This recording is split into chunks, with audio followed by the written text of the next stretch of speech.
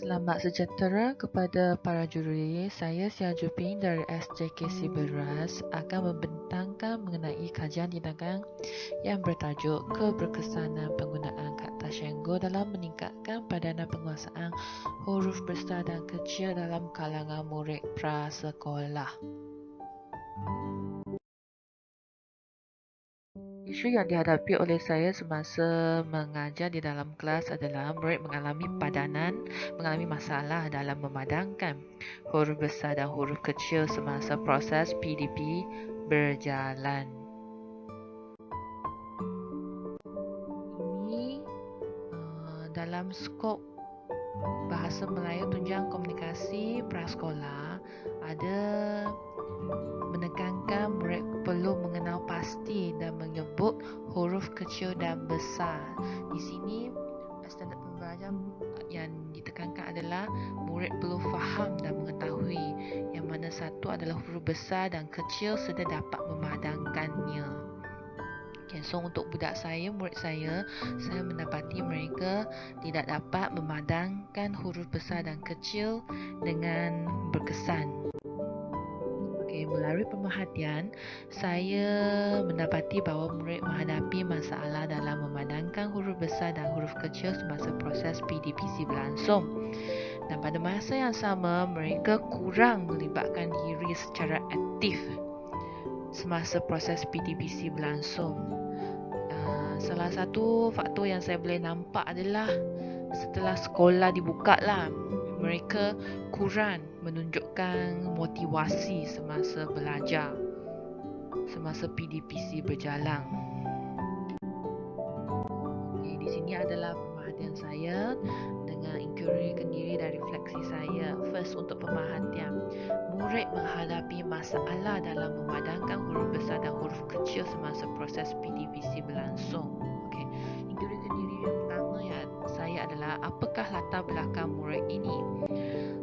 Dalam kelas saya, murid-murid ini mereka terdiri daripada murid yang mempunyai tahap pencapaian yang baik, sederhana dan lemah dalam menguasai huruf besar dan kecil.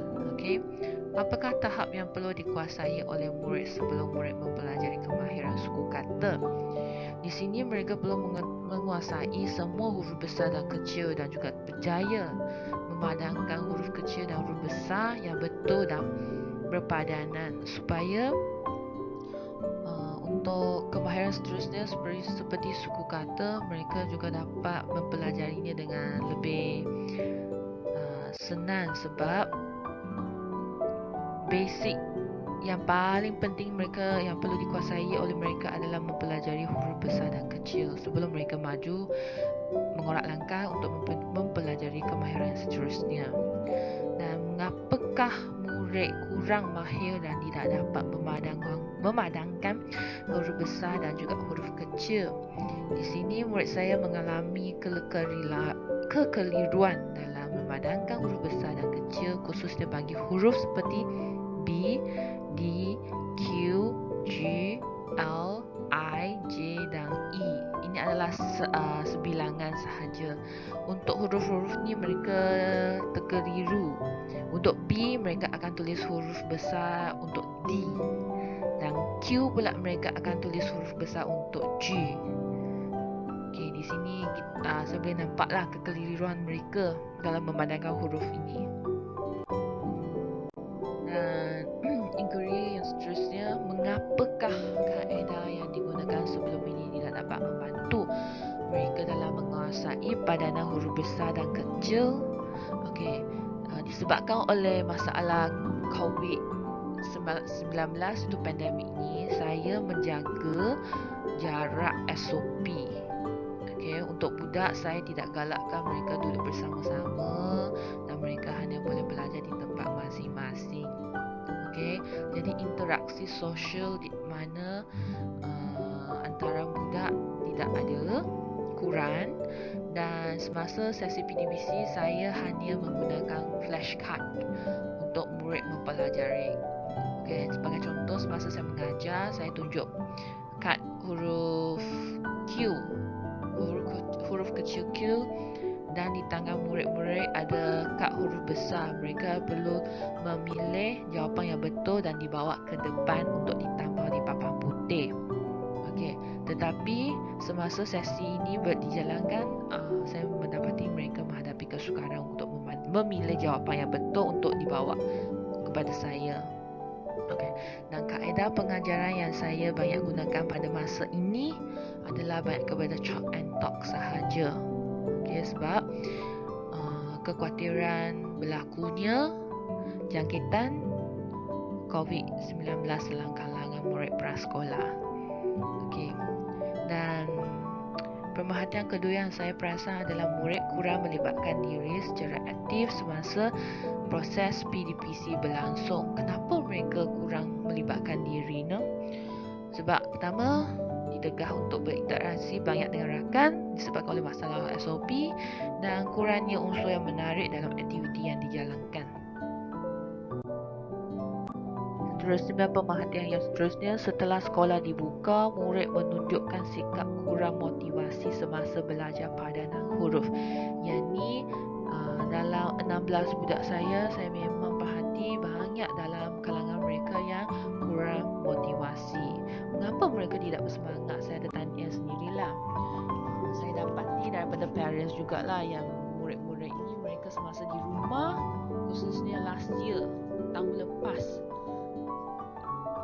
semasa Google Meet, mereka telah terdedah kepada gadget yang terlalu lama dan mereka cenderung untuk bermain game dan mereka tidak fokus kepada pembelajaran. Pendedahan yang terlalu banyak kepada gadget dan tidak ada disiplin diberikan kepada murid semasa di rumah. Contohnya masa menggunakan gadget. Parents tidak ada mengehakkan masa untuk menggunakan gadget dan mereka menghabiskan masa hampir 1 hari ataupun setengah hari dalam melayan YouTube dan juga melayan game dalam handphone. Okay. Ini adalah hasil pemerhatian saya sebelum saya menjalankan intervensi. Saya perhati pada bulan 2, bulan Februari lah. Sebelum intervensi dijalankan, ini adalah 4 orang murid 5+ yang saya dapati agak kritikal. Sebab ni 5+ punya student, saya telah meminta murid untuk menulis huruf besar bagi padanan huruf kecil. Dan boleh nampaklah murid A lelaki 1, murid B lelaki 2, murid C perempuan 1, murid D perempuan 2. Keempat-empat ni mereka mengalami kesukaran untuk menulis dengan betul. Padahal kita boleh nampak ada setengah huruf yang ada adalah jenis yang senang. Huruf besar dan huruf kecil adalah sama bentuk, tetapi murid masih mengalami kekeliruan yang teruk dalam menulis jawapan yang betul. Oleh itu, intervensi yang baru dan sasaran saya adalah sasaran saya adalah kepada semua murid, 16 murid saya, tetapi perhatian adalah lebih diberikan kepada murid yang kritikal ini. Sebab murid yang 12 lagi mereka terdiri daripada murid yang baik dan sederhana. Jadi untuk diorang pelaksanaan intervensi ini adalah secara pengukuhan sahaja kepada mereka, dan mereka juga memainkan peranan untuk membimbing 4 murid ini semasa dalam proses interaksi permainan kad Touch and Go ini. Objektif saya adalah untuk mengenal pasti peningkatan penguasaan padanan huruf besar dan huruf kecil melalui aplikasi kad Touch and Go, dan juga untuk mengenal pasti peningkatan minat dalam pembelajaran di dalam kelas berlaku. Intervensi permainan kad Touch and Go, yang ini adalah cara permainan ini adalah mendorong murid untuk mencari padanan huruf besar dan kecil yang betul untuk mengurangkan kad yang dipegang. Contohnya mereka perlu betul lah bagi kad yang dipegang oleh mereka. Dan siapa yang cepat menghabiskan kad di dalam tangan tu akan dikira sebagai pemenang. Okey. Permainan ini mendorong murid untuk cuba fokus semasa sesi PDBC sebelum permainan dimulakan. Di kereta kejayaan intervensi, murid fokus. Jika berbanding dengan sebelum ni, mereka fokuslah kepada PDBC semasa berjalan dan juga respon mereka juga tinggi semasa soalan diberikan. Keyakinannya untuk membuat padanan huruf besar dan kecil juga lebih meningkat dan mereka berani untuk menjawab soalan guru.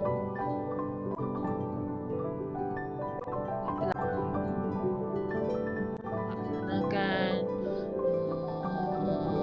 ulang kaji huruf yang senang dulu dengan murid-murid pada setiap hari untuk tempoh seminggu bagi huruf C, K, M, N, O, P. Okey, yang setiap hari ulang kaji ini dijalankan pada sesi perbualan pagi.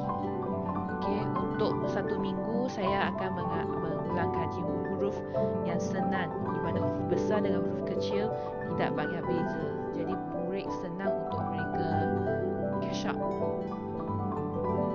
Okey, kerana menggunakan jenis macam pengajaran scaffolding lah bagi mereka yang senang dulu sebelum masuk ke peringkat yang lebih susah sikit. Okey. Lepas seminggu ulang kaji huruf dengan murid. Okey. Semasa ulang kaji tu saya akan terapkanlah aktiviti permainan kat Tashango ini. Dan dalam setiap minggu, setiap hari Jumaat tu saya akan membuat penilaian berdasarkan huruf yang saya ajar pada minggu itu. Dan penilaian ini berjalan selama 30 minit lah untuk murid yang saya beri perhatian lebih ini.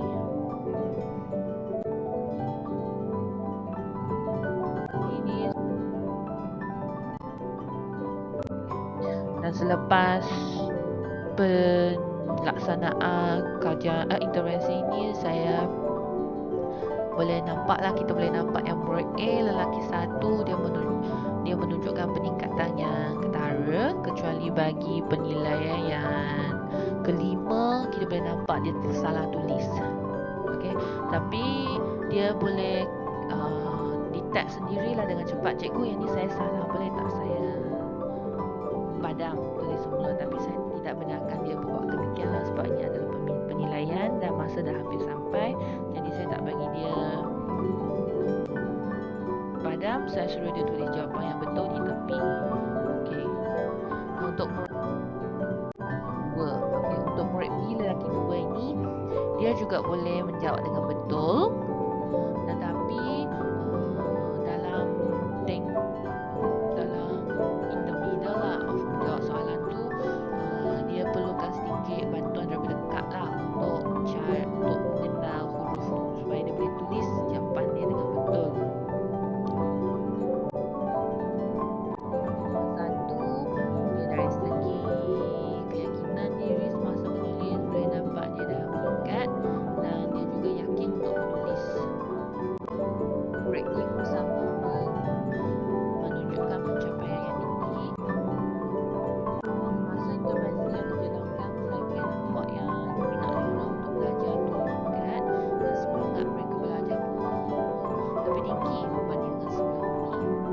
Pengajaran yang diajarkan juga dapat diserap oleh murid dengan cepat lah. Suasana kelas pada masa itu juga berubah menjadi lebih aktif dan lain berbanding dengan yang sebelum ini. Dan penjarakan sosial juga dapat dijagalah sebab game ini saya cuma bagi 2 hingga 3 orang satu kumpulan. Semasa mereka bermain tu, mereka kena duduk dalam jarak 1 meter. Okey, kad yang dipegang dan diletakkan adalah di atas lantai dan bukan dipas kepada kawan. Jadi penjarakan sosial saya semasa sesi intervensi ini juga dapat dicapai lah.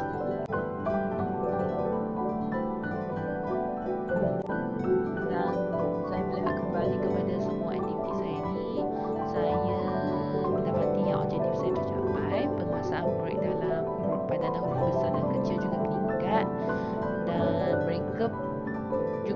mengenal dengan lebih baik huruf besar dan kecil melalui aktiviti permainan ini, sebab semasa mereka dapat mencari padanan kat dalam permainan kata tasyangga ni, mereka juga perlu menyebutlah huruf yang dipegang tu, yang dapat dicari padanan tu sebelum mereka melepaskan dia ke atas, diletakkan dia di atas lantai. Contohnya kalau dapat padanan P, mereka tu kena sebut P, lepas tu baru dia letak atas lantai. Okey, masuk inquiry ke diri saya yang seterusnya adalah memanglah fitrah murid, khususnya murid prasekolah, tidak boleh lekat daripada konsep bermain. SOP kena jaga, tetapi saya sebagai guru juga kena pandai mencari idea untuk memaksimumkan pengajaran dan pembelajaran supaya murid tidak dikongkong oleh masalah SOP.